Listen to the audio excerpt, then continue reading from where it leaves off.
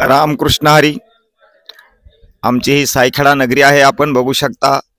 आणि या नवीन वसाहमध्ये बरेचसे आता नवीन बांधकाम होत आहेत बघा.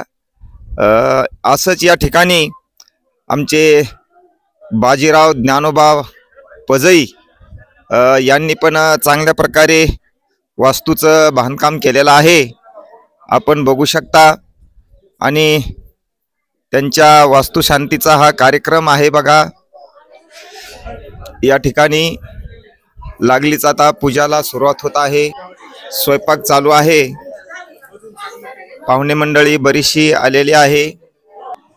आमचे भूदेव नंदो महाराज या ठिकाणी आहेत आणि पूजाची तर तयारी लागली झालेली आहे बघा. आणि आमची पूजाला जी बसलेली जोडी आहे ही आळंदीला हल्ली मुक्काम आळंदीला राहतात बघा. गजानन भाऊ आणि काकाचे पुतणे येतात आहे, म्हणजे भाचे आहेत नाही काका, बहिणीचा मुलगा आहे. आता नंतर भविष्यात आपण पूजा महाराज तुमच्याकडेच येतील आमच्या गावाच्या सगळ्या.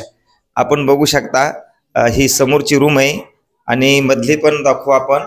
ही पाठीमागची रूम आहे, आपण बघू शकता. अशा 4 रूम आहेत. आणि लागलंच किचन रूम पण ही समोरची किचन रूम आहे बघा. अशा प्रकारे वास्तुशास्त्राप्रमाणे वास्तुशास्त्रामध्ये जो विधी असतो ते आमच्या नंदो महाराजांनी सांगितलं त्याप्रमाणे चालू आहे. आता पाहुणे रावणे नाश्ता करत आहेत सकाळी. हा पाण्याचा हौदाचा स्टॉक, पाण्याचा स्टॉक आहे. मोटर पंप आहे छोटा एकचा वरती पाणी नेण्याकरता. हे जे आमचे बांधकाम झालेले आहेत हे शेतीमध्येच आहेत बघा. प्रत्येकाच्या ज्याच्या त्यांच्या शेत्या आहेत ह्या आणि शेतीमध्येच हे काम झाले. आपण बघू शकता हे भुईमुग आहे, भुईमुगाला पिंकलर चालू आहे.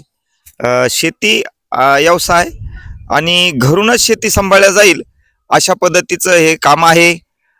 इकडं एका त्यांच्या भाऊकीचं शेत आहे बघा. आपल्याला जो वरती स्लॅब दिसतो ते आमचे हिमतराव भाऊ. दादा जरा हात वरती करा. हा बघा त्यांचं पण काम चालू आहे. आमचं गाव जरी विखरलेलं दिसत असेल तरी पण या ठिकाणी आता एकत्रच आलेला आहे नवीन वसाहमध्ये.